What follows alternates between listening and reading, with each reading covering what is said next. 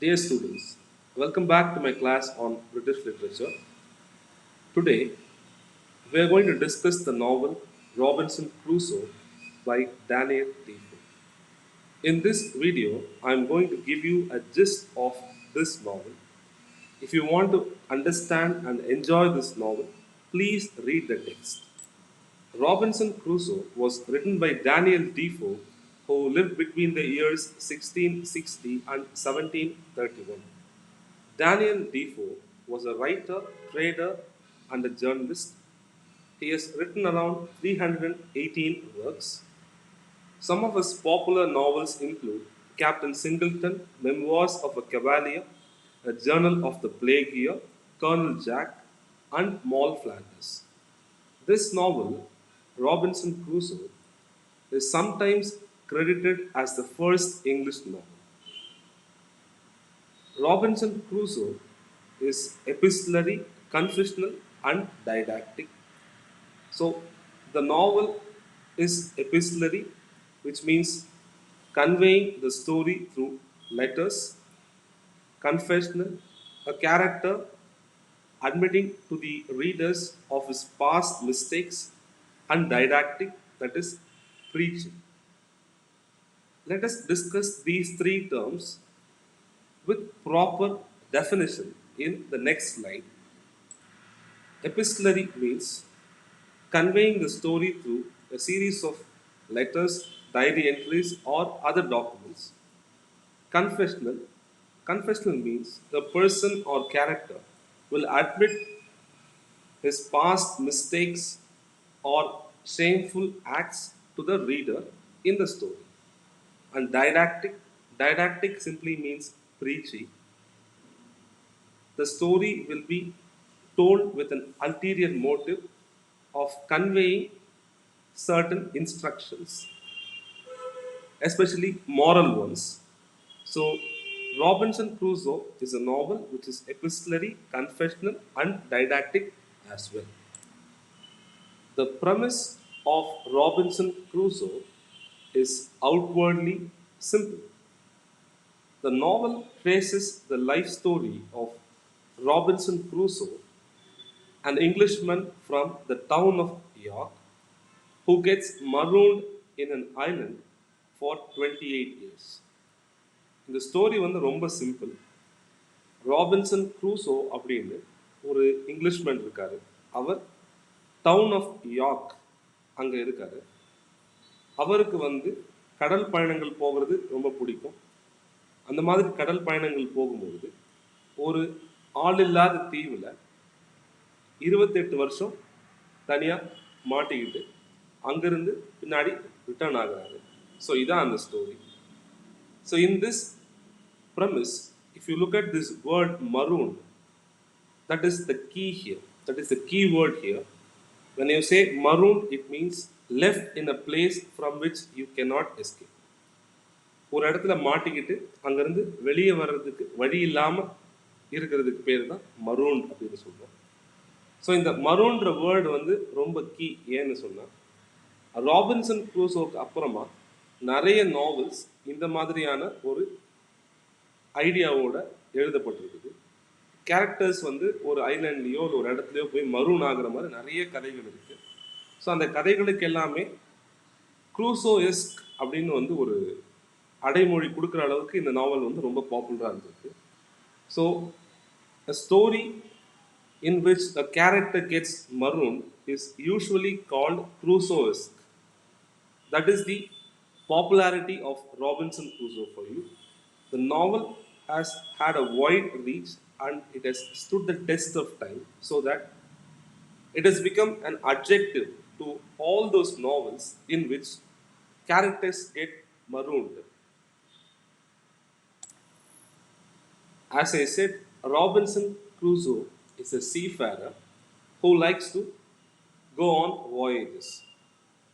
So, even before we begin his adventures, let us discuss Robinson Crusoe's life before the voyages.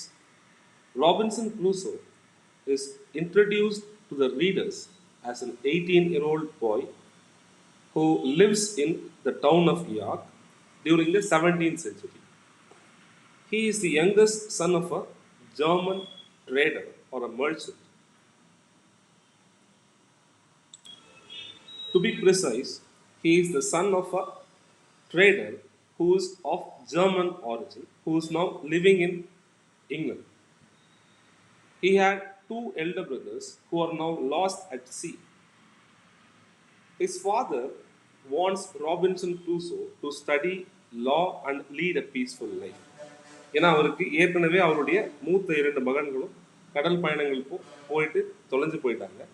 அதனால Robinson க்ரூசோவும் அந்த மாதிரி போகாமல் லா படிச்சுட்டு ஒரு பீஸ்ஃபுல்லான லைஃப்பில் செட்டில் ஆகணும்னு அவங்க ஃபாதர் வந்து விருப்பப்படுறாரு. But like his elder brothers, Robinson Crusoe's passion is also seafaring. He wants to explore new lands, he wants to travel by sea. So he succumbs to temptation and disobeys his father and decides to go on voyages. அவங்க அப்பா சொல்றதை கேட்காம அவரும் கடல் பயணங்கள் போறதுக்காக முடிவு செஞ்சு புறப்படுறாரு. ராபின்சன் க்ரூசோவுடைய முதல் 2 voyages பத்தி இந்த ஸ்லைட்ல பார்க்கலாம். So the first voyage of Robinson Crusoe is on a ship bound for London with a friend. So London போகிறதுக்காக ஒரு ஷிப்பில் அவரும் அவருடைய ஃப்ரெண்டும் பயணத்தை துவங்குறாங்க. But due to a storm they almost die in the passage. So அவங்க அந்த பயணத்தின் போது ஒரு புயல் வர்றதுனால ஆல்மோஸ்ட் இறந்து போகிறாங்க. ஸோ இதனால் என்ன ஆகுது, அவருடைய ஃப்ரெண்டுக்கு கடல் பயணம் போகணுங்கிற ஆர்வம் வந்து குறைஞ்சிருது. ஆனால் ராபின்சன் க்ரூசோக்கு அந்த ஆர்வம் குறையாமல் துணிஞ்சு மறுபடியும் அந்த பயணத்தை கண்டினியூ பண்ணணும் அப்படின்னு நினைக்கிறாரு. So he still goes on to set himself up as a merchant on a ship leaving for London. அவர் வந்து ஒரு வியாபாரியாக தொடர்ந்து தன்னுடைய பயணத்தை தொடர்ந்து லண்டன் போகிறாரு. ஸோ அங்கே வந்து அவருக்கு நிறைய பொருள் கிடைக்குது. He becomes a very successful business man there. So அவருடைய வியாபாரம் நல்லா நடக்குது. ஸோ நிறைய பணம் சம்பாதிக்கிறாரு. இதுதான் அந்த ஃபர்ஸ்ட் வாயேஜ். ஸோ அவர் ஃபர்ஸ்ட் வாயேஜோட முடிச்சுக்கிறாரா அப்படின்னு பார்த்தோம்னா இல்லை. ஸோ அவர் அங்கேருந்து ஒரு செகண்ட் வாயேஜ் போகிறாரு. செகண்ட் வாயேஜ் போகும்பொழுது தான் அவருக்கு ஆபத்துகள் மறுபடியும் வருது. ஸோ அவர் ட்ராவல் பண்ணுற ஷிப் வந்து is taken over by Turkish pirates. So பைரட்ஸ்ன்னு சொன்னால் கடல் கொள்ளையர்கள். ஸோ அந்த கடல் கொள்ளையர்களால் சிறைப்பிடிக்கப்பட்டு நார்த் ஆஃப்ரிக்கா அப்படிங்கிற அந்த ஒரு காண்டினென்ட்ல சாலி அப்படின்னு ஒரு ஊர் இருக்கு. அந்த ஊர்ல இருக்கக்கூடிய ஒரு ரூலரால அவர் வந்து அடிமையாக்கப்படுறாரு. ஸோ ராபின்சன் க்ரூசோவுடைய முதல் 2 voyages இதான். ஸோ ஃபர்ஸ்ட் வாயேஜ் வந்து அவருக்கு சக்ஸஸ்ஃபுல்லாக முடிஞ்சிருக்கு. செகண்ட் வாயேஜ் வந்து அவர் வந்து ஒரு அடிமையாக பிடிக்கப்படுறாரு. ஸோ எங்கன்னு சொன்னால் North African town of Sallee. Robinson Crusoe ஒரு அடிமையாக அந்த சாலி அப்படிங்கிற நகரத்தில் இருக்காரு. But after a point of time when they go on a fishing expedition, மீன் பிடிக்க போகும்பொழுது along with a slave boy, Robinson Crusoe escapes. Robinson Crusoe வந்து எஸ்கேப் ஆகிடுறாரு. எஸ்கேப் ஆகி எங்கே போகிறாருன்னு சொன்னால் ஒரு போர்ச்சுகீஸ் கப்பலில் இருக்கக்கூடிய ஒரு கேப்டனை மீட் பண்ணுறாரு. ஸோ அவர் வந்து ராபின்சன் க்ரூசோவுக்கு ரொம்ப ஹெல்ப் பண்ணுறாரு. ஸோ அந்த ராபின்சன் க்ரூசோ வந்து அந்த போர்ச்சுகீஸ் கேப்டனுடைய உதவியினால் பிரசீல் போகிறாரு. பிரசீலில் போயிட்டு he becomes a plantation owner. ஒரு மிகப்பெரிய ஒரு முதலாளியாக அங்கே போய் உருவெடுக்கிறாரு. ஸோ அங்கே வந்து ரொம்ப சக்ஸஸ்ஃபுல்லாகவும் இருக்கிறாரு, பொருளும் ஈட்டுறாரு. ஸோ ஒரு செகண்ட் வாயேஜில் ஸ்லேவாக சிறைப்பிடிக்கப்பட்டாலும் அங்கேருந்து தப்பிச்சு பிரசீல் போய் மறுபடியும் அங்கே ஒரு வளமான வாழ்க்கையை வாழ்கிறாரு. ஸோ இப்போ அந்த பிரசீலில் என்ன நடக்குது அப்படிங்கிறத அடுத்த ஸ்லைடில் பார்க்கலாம். So as I told you earlier, he becomes a successful plantation owner in Brazil. So அந்த பிளான்டேஷனை நடத்துறதுக்கு நிறைய மேன் பவர் வேணும். ஸோ அந்த காலகட்டத்தில் மேன் பவர் தேடி யூஸ்வலாக என்ன பண்ணுவாங்கன்னா ஆஃப்ரிக்கா போன்ற காண்டினென்ட்ஸுக்கு போய் அங்கே இருக்கவங்கள அடிமைகளாக பிடிச்சிட்டு வந்து இவங்களுடைய பிளான்டேஷனில் ஒர்க் பண்ண வைப்பாங்க. ஸோ அந்த மாதிரி ஒரு மைண்ட் செட்டில் ராபின்சன் க்ரூசோ என்ன பண்ணுறாருன்னு சொன்னால், he goes on another expedition, மறுபடியும் இன்னொரு பயணம் போகிறாரு பிரேசில்ல இருந்து. ஸோ அங்கேருந்து எங்கே போகிறாருன்னு சொன்னால் வெஸ்ட் ஆஃப்ரிக்கா அப்படிங்கிற இடத்துக்கு போகிறார். He goes to the western part of Africa. So இங்கே தான் வந்து இந்த கதையினுடைய முக்கியமான ஒரு இன்சிடென்ட் நடக்குது. ஸோ அவர் போகிற வழியில் அவருடைய ஷிப் வந்து ட்ரினிடாட் அப்படின்னு சொல்லி இருக்கக்கூடிய ஒரு தீவுக்கு பக்கத்தில் அவருடைய கப்பல் வந்து ஷிப்ரெக் ஆகி ஒரு தனியாக ஒரு ஐலாண்டில் மாட்டிக்கிறார். ஸோ இதுதான் இந்த கதையில் இருக்கக்கூடிய ஒரு இந்த ஐலாண்டுன்னு சொன்னேன் இல்லையா, he gets marooned in an island. So அந்த ஐலாண்ட் இப்போ தான் வராரு. இதுக்கு முன்னாடி இருந்தது எல்லாமே வந்து just the tip of the iceberg. இதுக்கப்புறமா வரக்கூடிய இன்சிடென்ட்ஸ் தான் இந்த கதையினுடைய மேஜர் போர்ஷன் ஃபார்ம் பண்ணுது. ஸோ ஸ்லேவ்ஸ் தேடி போகிற ராபின்சன் க்ரூசோ கோஸ்ட் ஆஃப் ட்ரினிடாடில் வந்து ஷிப்ரேக் ஆகி ஒரு ஐலாண்டில் தனியாக மாட்டிக்கிறார். ஸோ இதுக்கப்புறம் என்ன நடக்குதுங்கிறது அடுத்த ஸ்லைடில் பார்க்கலாம். ஸோ யாருமே இல்லாத அந்த ஐலாண்டில் ராபின்சன் க்ரூசோ வந்து செப்டம்பர் 1, 1659 அந்த தேதியில் போய் இறங்குறாரு. ஸோ அந்த ஐலாண்டில் யாருமே கிடையாது. இவர் மட்டும் அந்த ஷிப்ரேக்லேருந்து தப்பிச்சு உயிர் பழிச்சு அந்த ஐலாண்டில் போய் லேண்ட் ஆகுறாரு. ஸோ இந்த ஐலாண்டில் தான் he spends the next 28 years. அடுத்த 28 வருஷங்கள் வந்து இந்த ஐலாண்டில் தான் அவர் ஸ்பெண்ட் பண்ணுறாரு. ஸோ அவருக்கு இங்கே சாப்பாடு பொருட்கள் எதுவுமே இங்கே இல்லை. ஸோ அவர் எப்படி சமாளிக்கிறாருன்னு பார்த்தோம்னு சொன்னால், ஸோ அந்த டேமேஜ் ஆகி அங்கே ஒதுங்கின அந்த ஷிப்பில் நிறைய திங்ஸ் இருக்குது, கன்ஸ் இருக்குது, ஃபுட்டு இருக்குது, அவருக்கு தேவையான ஐட்டம்ஸ் இருக்குது. So he returns to the wrecks remains 12 times to collect guns, powder, food and other items. So அந்த உடைஞ்சு போன அந்த சிதிலமடைஞ்ச அந்த கப்பலில் இருந்து திங்ஸ் எல்லாம் எடுத்துக்கொண்டு போகிறாரு. ஸோ அந்த இடத்துல அந்த தீவில் எப்படி மேனேஜ் பண்ணுறாருங்கிறத நம்ம பார்க்கணும். So he finds some goats, கொஞ்சம் கோட்ஸ் எல்லாமே அங்கே சுற்றிட்டு இருக்கு. ஸோ அதையெல்லாமே மேய விட்டு அவருடைய சாப்பாட்டுக்காக, மீட்டுக்காக அதை யூஸ் பண்ணுறாரு. அதே மாதிரி அங்கே கிடைக்கக்கூடிய பொருட்களை வச்சு தனக்கு ஒரு ஷெல்டர் பில்ட் பண்ணிக்கிறாரு. ஸோ அங்கே இன்னொரு விஷயமும் பண்ணுறாரு, என்னென்னா ஒரு கிராஸை எரெக்ட் பண்ணுறாரு. அந்த கிராஸை எரெக்ட் பண்ணி தான் வந்த தேதி அதில் குறித்து வச்சுக்கிறாரு, just to keep track of time, because there is no clock and there is no other way of keeping track of time. Therefore, he erects a cross and marks his date of arrival. அந்த கிராஸில் சிலுவையில் அவருடைய வந்த தேதி வந்து போட்டுருக்காரு. எந்த தேதியில் அந்த ஐலாண்டுக்கு வந்தாரோ அந்த தேதியை போட்டுறாரு. ஸோ இப்போ இந்த ஐலாண்டில் அவருக்கு நிறைய எக்ஸ்பீரியன்ஸ் கிடைக்குது. So he becomes say religious person in this island. So இந்த நாவலை பார்க்கும்பொழுது இது வந்து இன் part it is a spiritual story and in part it is an adventure. So ஒரு ஸ்பிரிச்சுவாலிட்டியும் அட்வென்ச்சரும் சேர்ந்த மாதிரியான ஒரு கலவையாக அந்த நாவல் இருக்குது. ஸோ இந்த ஐலாண்டுக்கு வந்ததுக்கு அப்புறமா majority of the time he is doing these things. அவருடைய டைம் எப்படி ஸ்பெண்ட் பண்ணுறாருன்னா, இந்த மாதிரி தனக்கு தேவையான விஷயங்களை அரேஞ்ச் பண்ணிக்கிறது, ஷெல்டர் பில்ட் பண்ணுறது, அங்கே இருக்கக்கூடிய அந்த கோட்ஸை வந்து பார்த்துக்கிறது. ஸோ இந்த மாதிரி எல்லாமே பிளான் பண்ணி அந்த ஐலாண்டில் அவர் வாழ்ந்துட்டு வர்றாரு. அந்த ஐலாண்டில் ராபின்சன் க்ரூசோவுடைய short stint, maybe it's not a short stint but indeed it is a 28-year-old stint. அந்த 28 வருஷங்களில் அவருக்கு நடக்கக்கூடிய இன்சிடென்ட்ஸில் முக்கியமான விஷயங்கள் நான் இந்த ஸ்லைடில் கொடுத்துருக்கேன். ஸோ அதில் வந்து நான் 3ஆக பிரிச்சிருக்கேன், activities, animals and skills and கேனிபல்ஸ்ன்னு சொல்லிட்டு. ஸோ இதுக்கப்புறமும் ஒரு சில இன்சிடென்ட்ஸ் இருக்குது, பட் எல்லாமே இந்த 3 எபிசோட்குள்ள நம்மளால் அடக்க முடியும், 3 ஹெட்டிங்குள்ளே அடக்க முடியும். ஸோ ஃபர்ஸ்ட் அவருடைய ஆக்டிவிட்டீஸ். ஸோ அந்த ஐலாண்டில் அவர் என்ன பண்ணுறாருன்னா, he keeps a journal of his activities. ஒரு ஜேர்னல், ஒரு டைரி மாதிரி மெயின்டைன் பண்ணுறாரு. அதே மாதிரி கேண்டில்ஸை வந்து செய்ய ட்ரை பண்ணுறாரு. அப்புறம் ஒரு சின்னதாக ஒரு செல்லார் மாதிரி கன்ஸ்ட்ரக்ட் பண்ணுறாரு அவருடைய திங்ஸ்லாம் ஸ்டோர் பண்ணுறதுக்காக. அப்புறம் அந்த ஐலாண்டில் அவர் சுற்றிக்கிட்டு இருக்கும்போது ஒரு வேலியை கண்டுபிடிக்கிறாரு, ஒரு செழிப்பான ஒரு இடம். அந்த இடத்துல நிறைய கிரேப்ஸ் இருக்குது. ஸோ அந்த இடத்துல வந்து அவர் ஒரு இடம் வந்து அவருக்காக ஒரு இடம் உருவாக்கிக்கிறாரு தங்கிறதுக்காக. ஸோ இதுதான் அவர் பண்ணுற பேசிக் ஆக்டிவிட்டீஸ். ஸோ ரெண்டாவது அனிமல்ஸ் அண்ட் ஸ்கில்ஸ். ஸோ அங்கே வந்து ஒரு சில அனிமல்ஸும் அவருக்கு ஃப்ரெண்ட் ஆகுது, ப்ளஸ் ஒரு சில ஸ்கில்ஸும் கெயின் பண்ணுறாரு. என்னன்னா, அந்த இடத்துக்கு வந்ததுக்கு அப்புறமா he learns how to we've baskets. So கூடை வந்து எப்படி செய்யறதுன்னு தெரிஞ்சுக்கிறாரு. பாட்ரி, ஸோ பானை எப்படி செய்யறதுன்னு தெரிஞ்சுக்கிறாரு அங்கே கிடைக்கிற பொருட்களை வச்சு. Also he learns how to make bread. So bread வந்து எப்படி செய்யறது அப்படிங்கிறத கற்றுக்கிறாரு.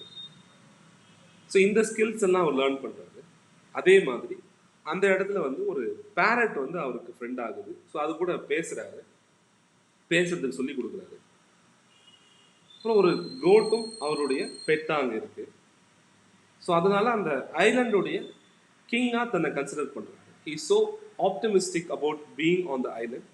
He considers himself to be the king of that particular island. So அங்கே யாருமே இல்லை, ஒரே ஒரு ஹியூமன் இவர் தான். ஸோ அங்கே இருக்கக்கூடிய விஷயங்கள் எல்லாம் வச்சு அவர் ஒரு ஆப்டமிஸ்டிக்கான ஒரு லைஃப் அங்கே வாழ முயற்சி பண்ணுறாரு. அடுத்தது இந்த ஐலண்டில் நடக்கக்கூடிய இன்சிடென்ட்ஸில் மிக முக்கியமான ஒரு இன்சிடென்ட் வருது. ஸோ அது என்னன்னு பார்த்தோம்னா, one day Robinson Crusoe discovers a food print on the beach. So அந்த ஐலண்டுடைய பீச்சில் ஒரு ஃபுட் பிரிண்ட், காலடி தடம் வந்து அவர் கண்டுபிடிக்கிறாரு. ஏன்னா இது யாருமே இந்த ஐலண்டில் இல்லையே, எப்படி வந்து ஒரு காலடி தடம் வந்தது அப்படின்னு வந்து அவருக்கே ஒரு ஷாக் ஆகுது. ஒரு நாள் என்ன பார்க்குறாருன்னு சொன்னால், he watches 30 cannibals coming towards the shore with victims. So ஒரு குரூப் ஆஃப் கேனிபல்ஸ் வந்து அந்த ஐலாண்டை நோக்கி வர்றதை அவர் பார்க்குறாரு. ஸோ கேனிபல்ஸ் அப்படின்னு சொன்னால் barbaric or savage people who eat the flesh of other humans. So நர மாமிசம் சாப்பிடக்கூடிய மனிதர்கள். ஸோ மனிதர்களுடைய கறியவே அவங்க சாப்பிடுவாங்க. ஸோ அவங்கள தான் கேனிபல்ஸ் அப்படின்னு சொல்கிறோம். ஸோ ஒரு 30 கேனிபல்ஸ் வந்து ஒரு 3 விக்டிம்ஸோட அந்த இடத்துக்கு வராங்க, அந்த ஐலாண்டுக்கு வராங்க. ஸோ அவங்க பக்கத்தில் ஏதோ ஒரு இன்னொரு மெயின்லேண்ட்லேருந்து இங்கே வராங்க. ஸோ இந்த இடத்துக்கு அவங்க வரும்பொழுது அவங்க கூட 3 விக்டிம்ஸ் இருக்காங்க. அதில் ஒரு விக்டிமை வந்து இவர் காப்பாற்றுறார், Robinson Crusoe. He fights with them and saves one victim. அந்த ஒரு விக்டிமை காப்பாற்றுறாரு. That victim becomes the second most important character in this novel. We will discuss about him in detail in the next slide. Almost 15 years கழிச்சு Robinson Crusoe வந்து இன்னொரு human கேரக்டரோட interact பண்ணுறாரு. So அந்த கேரக்டர் யாருன்னு சொன்னால் ஃப்ரைடே. ஸோ அந்த cannibals கிட்ட இருந்து ஒரு விக்டமை இவர் சேவ் பண்ணுறாரு இல்லையா, அந்த விக்டமுடைய பேர் தான் Friday. So Friday is named Friday by Robinson Crusoe after the week day on which the rescue takes place. So Friday வரும்பொழுதே அவருக்கு பேர் வந்து ஃப்ரைடே கிடையாது, ராபின்சன் க்ரூசோ தான் அவருக்கு ஃப்ரைடே பேர் வைக்கிறாரு. ஏன்னு சொன்னால் he was rescued on a Friday. அவர் வந்து ஒரு ஃப்ரைடே அன்னைக்கு அந்த இடத்துக்கு வந்ததுனால அவருடைய பேர் ஃப்ரைடே அப்படின்னு வைக்கிறாரு. So he happens to be a native American. So இவர் வந்து ஒரு பழங்குடி இனத்தை சேர்ந்த ஒரு பர்சன். அவருக்கு ராபின்சன் க்ரூசோவுடைய மொழி தெரியாது. Friday is cannibalistic as well. So அவரும் வந்து நர மாமிசம் சாப்பிடக்கூடிய பழக்கம் உள்ளவர். ஆனால் ராபின்சன் க்ரூசோ வந்து அவருக்கு நிறைய நல்ல விஷயங்கள்லாம் கற்றுக் கொடுத்து அவரை ஒரு நல்ல மனிதனாக மாற்றுறாரு. Crusoe teaches Friday some English words and some elementary Christian concepts. So அவருக்கு இங்கிலீஷ் மொழி சொல்லிக் கொடுக்குறாரு, ஒரு சில வார்த்தைகள் சொல்லிக் கொடுக்குறாரு, ஒரு சில கிறிஸ்டியன் கான்செப்ட்ஸையும் சொல்லிக் கொடுக்குறாரு. அவரை ஒரு கிறிஸ்டியனாக மாற்றுறாரு. ஸோ ஒரு பழங்குடி இனத்தை சேர்ந்த ஒரு மனிதர் இந்த ஃப்ரைடே இந்த இடத்துக்கு கேனிபல்ஸால் பிடித்து வரப்பட்டிருக்கிறார். ஸோ இவரும் வந்து ஒரு கேனிபல் தான், இவரும் ஒரு பழங்குடி, ஒரு ஆதிவாசி இருந்தார். இந்த இடத்துக்கு வந்ததுக்கு அப்புறமா ராபின்சன் க்ரூசோ அவரை சேவ் பண்ணதுனால அவருக்கு விசுவாசமாக இவர் இருக்காரு. ஸோ நிறைய நல்ல விஷயங்களை இந்த ஃப்ரைடே வந்து ராபின்சன் க்ரூசோ கிட்ட இருந்து கற்றுக்கிறாரு. இங்கிலீஷ் மொழி கற்றுக்கிறாரு. ஸோ கிறிஸ்டியானிட்டியும் அவருக்கு ராபின்சன் க்ரூசோ கற்றுக் கொடுக்குறாரு. So he becomes a better human being after he meets Robinson Crusoe. So இந்த கதையில் ராபின்சன் க்ரூசோக்கு அடுத்தது ஒரு முக்கியமான ஒரு கேரக்டராக இந்த ஃப்ரைடேவை கன்சிடர் பண்ணலாம். ஸோ ஃப்ரைடேக்கும் ராபின்சன் க்ரூசோக்கும் நடுவில் நிறைய இன்சிடென்ட்ஸ் நடக்குது. ஸோ அது எல்லாமே என்னென்ன அப்படிங்கிறத நெக்ஸ்ட் ஸ்லைடில் பார்க்கலாம். When they start to communicate, Friday tells Robinson Crusoe that the cannibals saved the Spaniards from shipwreck and they lived nearby. So Friday tells Robinson Crusoe that the cannibals has saved a group of Spanish people from a shipwreck and they are living somewhere nearby. So அந்த cannibals வந்து ஒரு shipwreck ஆகி வந்த Spanish பீப்புளையும் காப்பாற்றி எங்கேயோ வச்சுருக்காங்க. So அவங்களும் இங்கே தான் இருக்காங்க அப்படிங்கிற மாதிரி ராபின்சன் க்ரூசோவுக்கு அந்த ஃப்ரைடே வந்து கன்வே பண்ணுறாரு. So they are not in the Island but they are somewhere nearby. So அவங்க வந்து பக்கத்தில் எங்கேயோ இருக்காங்க அப்படின்னு சொல்கிறாங்க. அதே மாதிரி ஃப்ரைடே என்ன சொல்கிறாருன்னு சொன்னால், I want to return to my people, I want to go back to my family அப்படின்னு சொல்கிறாரு. ஸோ இந்த மாதிரி ஒரு எமோஷனலான ஒரு சில எபிசோட்ஸ் வந்து ராபின்சன் க்ரூசோக்கும் ஃப்ரைடேக்கும் நடுவில் நடக்குது. ஸோ அதுக்கப்புறம் ஒரு முக்கியமான இன்சிடென்ட் நடக்குது. என்னன்னு சொன்னால், ஒரு குரூப் ஆஃப் கேனிபல்ஸ், ஒரு 21 கேனிபல்ஸ் போட்ஸில் வராங்க. ஒரு 3 விக்டிம்ஸை பிடிச்சிட்டு வராங்க. ஸோ அதில் வந்து ஒரு ஸ்பானியர்டு, ஒரு ஸ்பானிஷ் மேன் இருக்காரு. ஸோ அவங்கள வந்து எப்படியாவது காப்பாற்றலாம் அப்படின்னு ட்ரை பண்ணுறாரு. ராபின்சன் க்ரூசோவும் ஃப்ரைடேவும் ஒரு பிளான் பண்ணி அந்த விக்டிம்ஸை அந்த கேனிபல்ஸ் கிட்ட இருந்து ரிலீஸ் பண்ணுறாங்க, காப்பாற்றுறாங்க. ஸோ அவங்க காப்பாற்றினதுக்கு அப்புறமா என்ன தெரிய வருதுன்னு சொன்னால், அதை காப்பாற்றினதுல 2 பேரில் ஒருத்தர் வந்து ஒரு ஸ்பானியர்ட், இன்னொருத்தர் வந்து ஒரு நேட்டிவ் அமெரிக்கன். ஸோ அது வந்து யாருன்னா ஃப்ரைடேவுடைய ஃபாதர் அப்படின்னு தெரிய வருது. ஸோ இப்போது ராபின்சன் க்ரூசோ மட்டுமே இருந்த அந்த ஐலண்டில் Friday and 2 more people have come. So 1 Spaniard and Friday's father. So இன்னும் ஒரு 3 பேர் வந்துட்டாங்க இப்போது, including Friday. So this gives a lot of happiness to Crusoe because more people have come into his territory. So more people have come together with him. So he develops a kind of a companionship with them. So இது மட்டும் இல்லாமல் இந்த ஃப்ரைடேவுடைய ஃபாதரும் அந்த இன்னொரு ஸ்பானியர்டும் போய் கொஞ்சம் time பொறுத்து இன்னும் பக்கத்தில் தங்கியிருக்கிறதா சொன்ன அந்த ஸ்பானியர்ட்ஸ், அந்த ஸ்பானிஷ் பீப்புள் அவங்களையும் கூட்டிகிட்டு வராங்க. ஸோ அந்த ஸ்பானிஷ் பீப்புளும் இப்போ இந்த கம்யூனிட்டியில் வந்து சேர்றாங்க. So Robinson Crusoe becomes extremely happy that more people are coming into his island. Now, the next episode is so crucial to this story because in this episode, Robinson Crusoe leaves the island after 28 years. So இந்த episode எப்படி ஆரம்பிக்குதுன்னு சொன்னால், ஒரு boat வந்து ஒரு நாள் அந்த ஐலண்டுக்கு வருது. So அதில் வந்து ஒரு குரூப் ஆஃப் பீப்புள் வராங்க.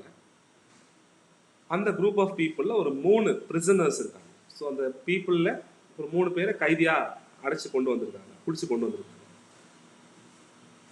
அந்த 3 பேரோட ராபின்சன் க்ரூசோ இன்ட்ராக்ட் பண்ணுறாரு. They are Europeans. So Robinson Crusoe அவங்களோட இன்ட்ராக்ட் பண்ணும்போது அந்த 3 பேரில் ஒருத்தர் வந்து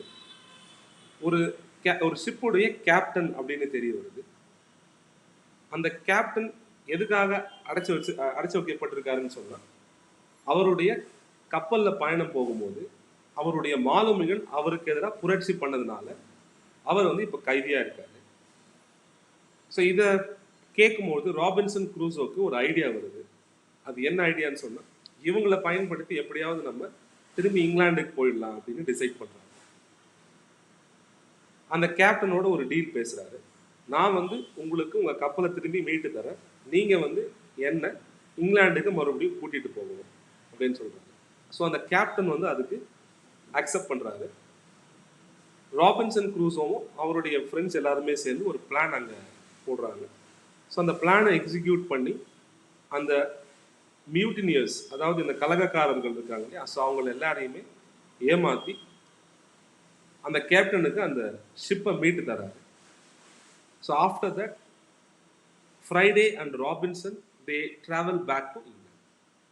ஸோ ஒரு வழியாக அந்த கேப்டனை ஹெல்ப் பண்ணதுனால, கேப்டன் கொடுத்த அந்த அக்ரிமெண்ட்னால அவங்க அந்த ஷிப்பில் ட்ராவல் பண்ணி மறுபடியும் இங்கிலாந்துக்கு திரும்பி வராங்க. After 28 years they get back to England. So இதுதான் இந்த எபிசோடைய இம்பார்ட்டன்ஸ். ஏன்னா இது வரைக்கும் எந்த கேரக்டர் வந்தாலும் போனாலும் ராபின்சன் க்ரூஸோ அந்த ஐலாண்டை விட்டு போகலை. பட் இந்த யூரோப்பியன்ஸ் அந்த ஷிப்பில் வரும்போது அந்த கேப்டனுக்கு ஹெல்ப் பண்ணுறதுனால அவர் வந்து இந்த ஐலாண்டை விட்டு போகிறதுக்கு அவங்க ஹெல்ப் பண்ணுறாங்க. Finally Robinson returns to England. When he comes back to England, he realizes that his plantations have done well and he has become a wealthy man. So அவர் திரும்பி வரும்பொழுது அவருடைய சொத்துக்கள், அவருடைய பிளான்டேஷன்ஸ் எல்லாமே நல்லபடியாக வளர்ந்து அவர் ஒரு மிகப்பெரிய பணக்காரராக ஆகிறாரு. அவர் சிலருக்கு உதவியும் செய்கிறாரு. அதில் குறிப்பாக யாருன்னு சொன்னால், அவர் அந்த டர்க்கிஷ் பைரட்ஸ் கிட்ட இருந்து தப்பிச்சு போனதுக்கு அப்புறமா அவருக்கு ஹெல்ப் பண்ண அந்த போர்ச்சுகல் ஷிப்புடைய கேப்டன், ஸோ அவருக்கு பணம் கொடுத்து உதவுறாரு. அதே மாதிரி அவருடைய ஃப்ரெண்டு ஒரு கேரக்டர் இங்கே இருந்தாங்க இங்கிலாண்டில், ஒரு விடோ. அவங்க இவருக்கு ஏற்கனவே நிறைய ஹெல்ப் பண்ணியிருக்காங்க, அதனால அவங்களுக்கும் நிறைய பணம் கொடுத்து உதவுறாரு. ஸோ மறுபடியும் அவருடைய லைஃப் வந்து எப்படி மாறுதுன்னு சொன்னால், he goes to the English countryside and settle there. So அவர் ஒரு நல்ல அழகான ஒரு கிராமத்தில் போயிட்டு மேரேஜ் பண்ணிவிட்டு அங்கே செட்டில் ஆகிறாரு. So he has 3 children there. So அவருக்கு 3 குழந்தைகள் இருக்காங்க. அங்கே ஒரு அழகான வாழ்க்கையை வாழ்கிறாரு. அப்படி இருக்கும்பொழுது ஒரு நாள் அவருடைய மனைவி இறந்துடுறாங்க. His wife dies. So he does not have anything to do after that. So he decides to go on a voyage once again. ஸோ மறுபடியும் ஒரு பயணம் போகலாம் அப்படின்னு ஒரு தீர்மானம் பண்ணி மறுபடியும் அந்த பயணத்தை கண்டினியூ பண்ணுறாரு. அவர் முதல்ல எப்படிலாம் போய்கிட்டு இருந்தாரோ அதே மாதிரி ஒரு பயணத்தை ஆரம்பித்து கடலில் பயணம் பண்ண ஆரம்பிக்கிறாரு. அதோட இந்த நாவல் முடியுது. there is a sequel to this novel also. இதுக்கு ஒரு சீக்வல் இருக்குது, ஒரு செகண்ட் பார்ட் இருக்குது. அந்த நாவலுடைய பேர் என்னென்னா The Further Adventures of Robinson Crusoe. It was also published in the year 1790. So இப்போ இந்த நாவல் இங்கே முடியுது, ஆனால் இதற்கு ஒரு சீக்வலும் இருக்குது. ஸோ அந்த சீக்வலுடைய டைட்டில் தான் நான் இப்போ சொன்னேன், The Further Adventures of Robinson Crusoe. இந்த நாவலுடைய ஸ்பெஷாலிட்டி என்னென்னா, இது வந்து எபிசாடிக்காக இருந்தாலும் it turns out to be an interesting read. So நிறைய விஷயங்கள் அடுத்தடுத்து எபிசோட்ஸ் மாதிரி நடந்தாலுமே ஒரு சுவாரஸ்யமான கதையாக தான் இருக்குது. The novel is narrated by Robinson Crusoe himself in first person. ஒரு ஃபர்ஸ்ட் பர்சன் நரேட்டிவாக தான் இந்த நாவல் இருக்குது. ஒரு அட்வென்ச்சர்ஸுமே அவருடைய ஓன் வேர்ட்ஸில் கேட்கும்பொழுது நமக்கு இன்னுமே சுவாரஸ்யமாக இருக்குது. So once again, please read the novel if you want to understand it completely.